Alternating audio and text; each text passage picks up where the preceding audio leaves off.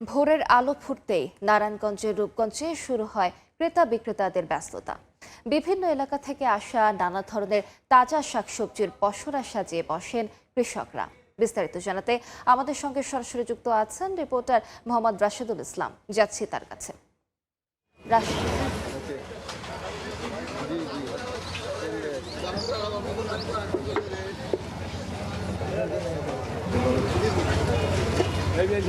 হ্যাঁ, আমি এই মুহূর্তে দাঁড়িয়ে আছি প্রায় ২০০ বছর ঐতিহ্য যে বাজারটি রয়েছে ইসাপুরা বাজার। এই বাজারটিতে সকাল থেকেই এই জমজমাট এই বাজার। তবে ভোরের আলো ফুটতেই এখানে শুরু হয় ক্রেতা বিক্রেতাদের ব্যস্ততা।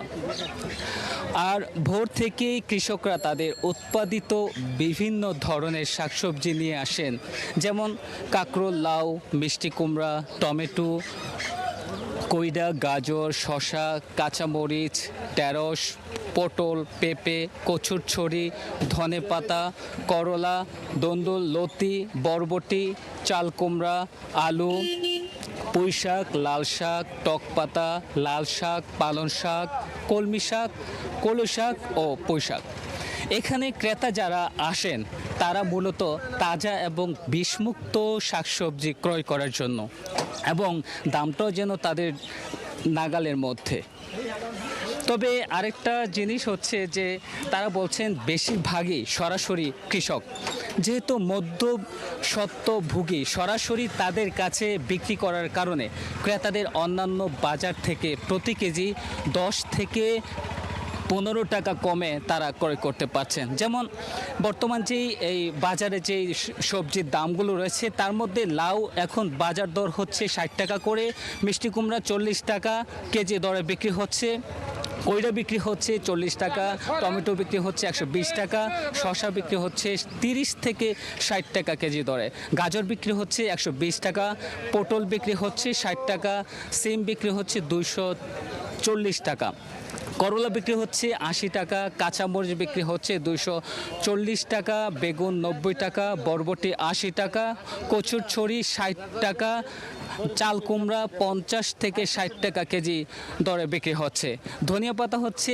160 টাকা, কাঁকরোল 80 টাকা কেজি দরে বিক্রি হচ্ছে এই বাজারে। তবে বিক্রেতাদের কাছে জানতে পেরেছি এখান থেকে যারা পাইকারি রয়েছে তারা এখান থেকে সেই সবজিগুলো ক্রয় করে রাজধানীর বিভিন্ন জায়গায় বিভিন্ন স্থানে বিক্রি করে থাকেন।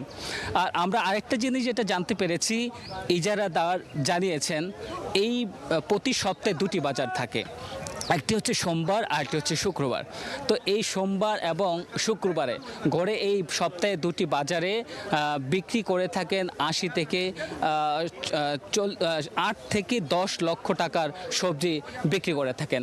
আমরা যারা কৃষক রয়েছেন তারা বলছেন যে আমাদের যে সবজিগুলো আমরা চাষ করে থাকি, যেহেতু আমাদের এই সবজি যে বিক্রি করে থাকি, তাহলে এখান থেকে এই বাজারে যে সবজি রয়েছেন এই সবজিগুলো খুব দ্রুত আমরা বিক্রি করতে আমাদের জন্য সোজা হয় আর দূর দূরান্ত থেকে। আর যারা নাকি ক্রেতারা রয়েছেন তারা চিন্তা করছেন যে আমরা যে এখানে যা সবজি বিক্রি করি, হ্যাঁ এখানে আমরা যে বিক্রি করে থাকি খুব সহজে আমরা এখানে এনে বিক্রি করে থাকি। এই ছিল আমার কাছে নারায়ণগঞ্জের রূপগঞ্জে ইসাপুরা বাজার থেকে সর্বশেষ তথ্য। সরাসরি যুক্ত ছিলাম নারায়ণগঞ্জে।